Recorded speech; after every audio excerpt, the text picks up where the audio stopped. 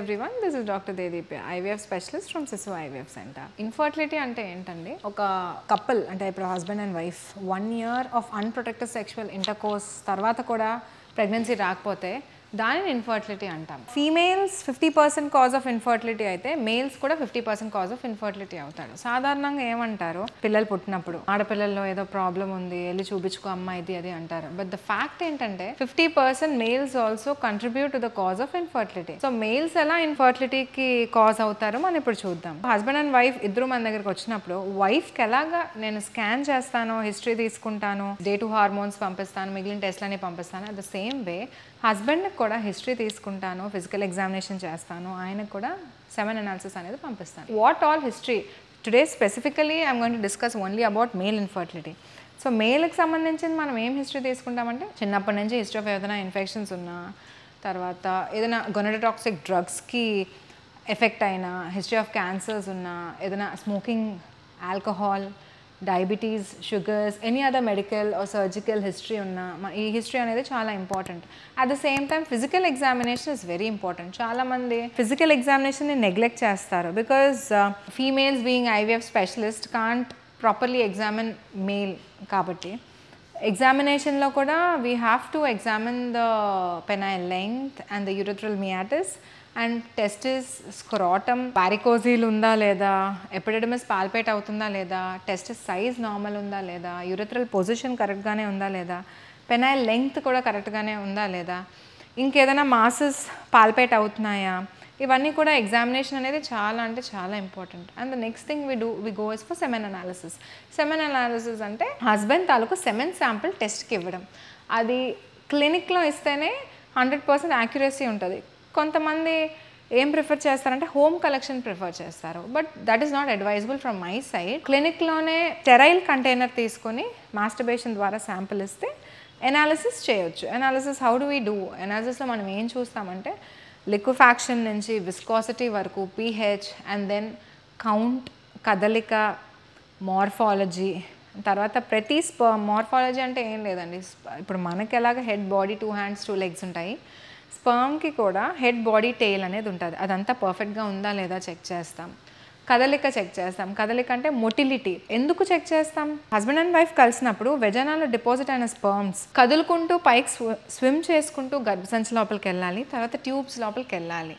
So ఈ కదలిక అనేది నార్మల్గా ఉంటేనే ఇదంతా జరుగుతుంది. అండ్ స్పర్మ్ అనేది ఎగ్ లోపలికి ఇంజెక్ట్ చేసుకుంటూ వెళ్ళాలి. కదలిక, మార్ఫాలజీ అంతా బాగుంటేనే ఫర్టిలైజేషన్ కూడా బాగుంటుంది, బేబీ తయారవుతుంది, అదే ఎంబ్రియో ఫార్మేషన్ రేట్ బాగుంటుంది, అండ్ ఇంప్లాంటేషన్ బాగుంటుంది. స్పర్మ్ ఫ్యాక్టర్స్ ఇవన్నీ మనకు కనిపించవు, but these are very very important. At the same time liquefaction time, sample ఇచ్చినప్పటి నుంచి లిక్విఫాక్షన్ అంటే లిక్విఫై అయ్యే time, it will be from 15 minutes to 60 minutes. Viscosity, ఈ విస్కాసిటీ కానీ లిక్విఫాక్షన్ టైం కానీ ఇవన్నీ ఏదైనా ఆల్టర్ అయినా ఎక్కువైనా సరే ప్రాబ్లం వచ్చే ఛాన్సెస్ ఉంటుంది. And at the same time pH alkaline pH is expected around 7.2. Acidic pH ఉంటే అది కూడా అబ్నార్మల్నే ఉంటుంది.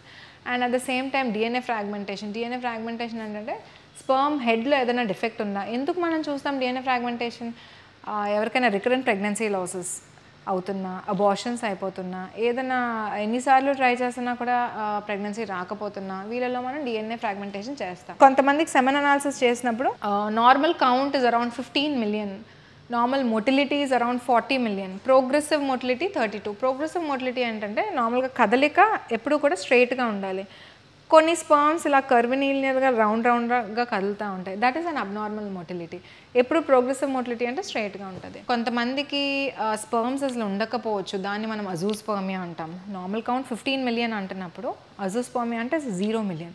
సో వీళ్ళకి ఎందుకు అజూస్పర్మియా వస్తుందని we also can do genetic tests. Genetic tests are very important. Chromosomal tests, Y chromosome microdeletions and AZFC mutations ఉంటాయి, ABC, hypospermatogenesis, maturation arrest అంటే sperms produce అవుతాయి కానీ they will not get maturity ఉండదు.